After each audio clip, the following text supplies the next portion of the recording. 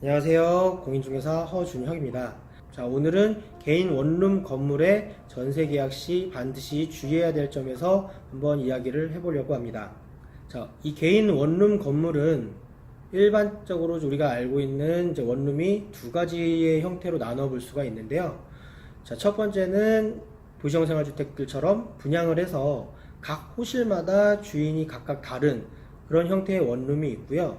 자, 두 번째 스타일은 뭐가 있냐면, 자, 호실은 뭐 여러 개가 있는데 그 건물 하나가 온전히 한 사람의 소유로 되어 있어서 한 사람이 그 20개의 호실을 다 관리를 하는 그런 개인 원룸 건물 형태의 원룸이 있습니다.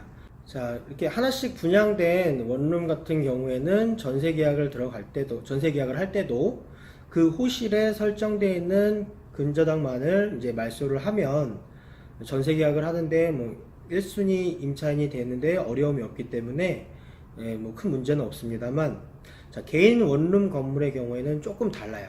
뭐냐면 일단 근저당권 자체가 금액이 클 수밖에 없어요. 왜냐면 그 통건물 전체에 대해서 대출을 받았기 때문에 그 금액이 크고요. 그리고 그 금액이 각 호실마다 알맞게 배정돼서 이렇게 설정이 되어 있는 것이 아니고 건물 전체에 설정이 되어 있는 것이기 때문에 뭐 해당 호실만 근저당권을 말소한다든지 그런 일을 할 수가 없게끔 되어 있어요. 첫 번째로 해야 될 일은 등기사항 증명서상에 이제 근저당권이 있는지 반드시 체크를 해야 되고요. 자, 만약에 근저당권이 있다면 근저당권 금액이 채권 최고액이 어느 정도 되는지 한번 파악을 해보고, 자, 그리고 채권 최고액이 있으면 여기서 한 가지 더 반드시 확인해야 될 것이 내 앞에 선순위 세입자들이 얼만큼 보증금을 걸어놓고 있는지 그 부분을 꼭 한번 체크를 하셔야 돼요. 자, 선순위 세입자라는 것은 무엇이냐면 나보다 먼저 이 원룸 건물을 이제 계약을 하고 입주를 해서 살고 있는 사람들을 얘기를 하는 건데요. 자, 이 사람들은 왜 중요하냐면 추후에 이 원룸 건물이 만약에 어떤 이유로 경매에 넘어가게 되면 이제 경매 매각 대금으로 배당을 해주게 되는데요. 은행 대출 금액도 배당을 해주고, 그리고 내 보증금도 이제 배당을 받아야 되잖아요. 그런데 여기서 중요한 것은 내 보증금을 배당해주기 전에 내 앞에 있는 선순위 세입자들이 있다면 그 선순위 세입자들의 보증금을 먼저 배당을 해주고, 그리고 남은 금액에 있어서 남은 금액으로 제 보증금을 배당을 해주는 것이기 때문에 그 남은 금액이 만약에 내가 받아야 될 보증금액보다 적다면 저는 보증금을 온전히 다 돌려받지 못하는 상황이 발생하게 되는 거죠. 자, 그렇기 때문에 만약에 원룸 건물에 예를 들어서 뭐 시세에 비해서 대출 금액이 약 50% 정도 대출을 받아놨다. 자, 50%면은 사실 안전해 보이기는 하지만 실상은 안전하다고 할 수가 없는 거예요. 이유가 뭐냐면 내 앞에 선순위 세입자들이 보증금을 얼만큼 걸어놨는지 알 수가 없기 때문이죠. 자, 예를 들어서 원룸 건물이 시세가 20억이라고 칠게요. 그리고 대출 금액이 10억이 있어요. 채권 최고액이 이제 10억이 설정이 된 거예요.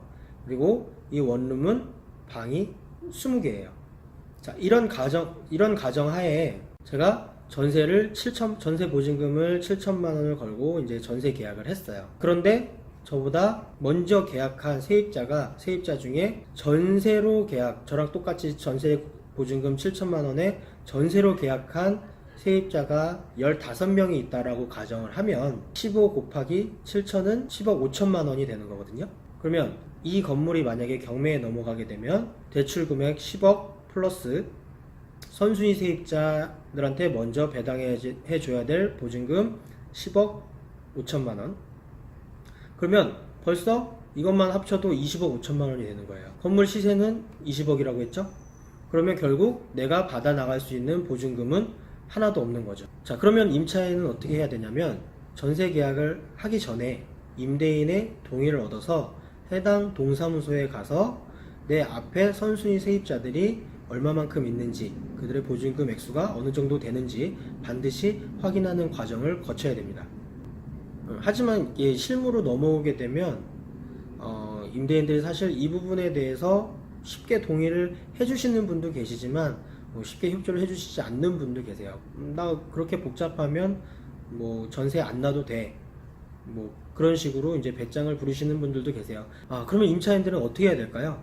사실 제가 권해드리는 것은 만약에 이렇게 협조가 안 이루어져서 내 앞에 선순위 세입자들이 얼마만큼 있는지 알 수 없는 상황이라면 저 전세 계약을 하지 않는 것이 좋다라고 저는 권유를 드리고 싶어요. 실제로 실무에서도 저는 이런 경우에는 전세를 이제 들어가지 않는 것이 좋겠다라고 말씀을 드리고 있고요. 자, 왜냐하면 뭐 건물이 경매에 넘어가는 일이 사실 뭐 흔하다고 할 수 있는 일은 아니에요. 하지만 이렇게 흔히 일어나는 일도 아니지만 또 반드시 나에게 일어나지 말라는 법도 없기 때문에 만약에 임차인 입장에서 사실 전세보증금은 거의 전재산에 가까울 텐데, 자, 이런 부분들이 체크가 안 돼서 전재산을 잃게 되는, 전세보증금을 잃게 되는 이런 사건이 발생한다면 사실 그 임차인에게는 엄청난 타격이 될 게 뻔하거든요. 그렇기 때문에 저는 이런 식의 이제 전세 계약은 이제 권유하지 않습니다. 하지 말라고 말씀을 드리고 있어요. 자, 오늘은 이렇게 개인 원룸 건물에 전세 계약을 할 때 반드시 선순위 세입자를 확인해야 되는 이유에 대해서 말씀을 드렸는데요. 사실 이 부분은 뭐 다들 알고는 있지만 설마 그런 일이 나에게 일어나겠어? 하는 생각으로 그냥 뭐 계약을 해버리는 경우가 많아요.